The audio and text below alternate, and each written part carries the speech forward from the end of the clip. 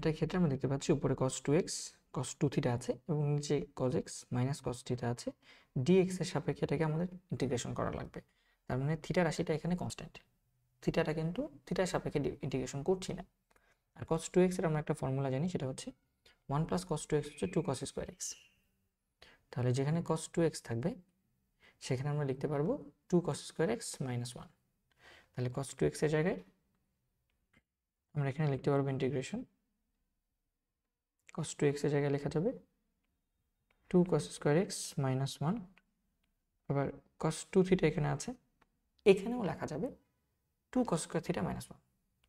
ঠিক আছে, তাহলে মাইনাস 2 cos স্কোয়ার থিটা, এখানে মাইনাস লিখতাম আমি, বাট এই বাইরের মাইনাসের কারণে এই মাইনাসটা প্লাস হয়ে যাবে, তাহলে প্লাস 1। আর নিচে যেটা আছে সেটাই থাকবে cos x minus cos theta dx।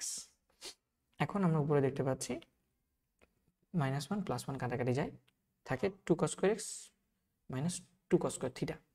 তাহলে 2 যদি কমন নেই cos square x minus cos square theta, 2 এবং 2 কমন যাবে, তাহলে cos square x minus cos square theta a square minus b square. এবং a square minus b square formula হচ্ছে a plus b a minus b। তাহলে আমরা এখানে লিখতে পারি এটা হচ্ছে ইন্টিগ্রেশন, 2টা বাইরে চলে গেল, এটা থাকবে cos x a square minus b square a plus b a minus b, cos x plus cos theta cos x plus cos theta divided by cos x minus cos theta dx। এবং আমাদের ultimately মাইনাসটা কাটাকাটি চলে যাবে এবং আমরা এখানে লিখতে পারবো এটা আসলে একটা প্লাস একটা মাইনাস, সো এটা মাইনাসটা লিখে দিই এটা। সো আমাদের নিচের রাশিটার সাথে উপরে একটা রাশি কাটাকাটি যাবে, এটা কাটাকাটি যাচ্ছে সাপোজ, ঠিক আছে। আর শুধু প্লাস যুক্ত রাশিটা থাকবে, এটাকে ডিফারেন্সিয়েট করলেই হবে, ইন্টিগ্রেট করলেই হবে।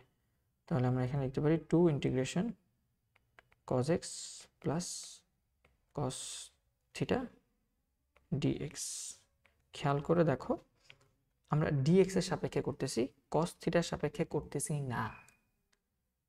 cos থিটাকে করলে sin থিটা হইতো, ঠিক আছে, বাট আমরা থিটার সাপেক্ষে তো ইন্টিগ্রেশন করতেছি না, আমরা dx এর সাপেক্ষে করতেছি।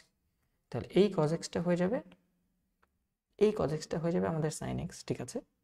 ইন্টিগ্রেশনের ফর্মুলা অ্যাপ্লাই করলে যে 2 sin x, বাট এইখানে ইন্টিগ্রেশন করলে আমরা dx এর সাপেক্ষে করব, x যুক্ত রাশি যেহেতু নাই, মানে মনে মনে 1 আছে, cos থিটাটা এখানে কনস্ট্যান্ট থাকবে, কারণ থিটার সাপেক্ষে করতেছি না, x এর সাপেক্ষে ইন্টিগ্রেট করতেছি। তাহলে প্লাস 2 cos থিটাটা রয়ে যাবে, মনে মনে এখানে 1 আছে যেহেতু, সো 1কে ইন্টিগ্রেট করলে আমরা x পাই, যেমন x এর ডিফারেন্সিয়েট করলে ddx x করলে 1 পাই, তাহলে 1কে ইন্টিগ্রেট করলে x পাওয়া উচিত, ঠিক আছে। তাহলে এখানে আমরা লিখতে পারবো 2 cos theta into x plus c। এটাকে সাজায় লিখলে এটাই হচ্ছে তোমার উত্তর। হোপফুলি আমরা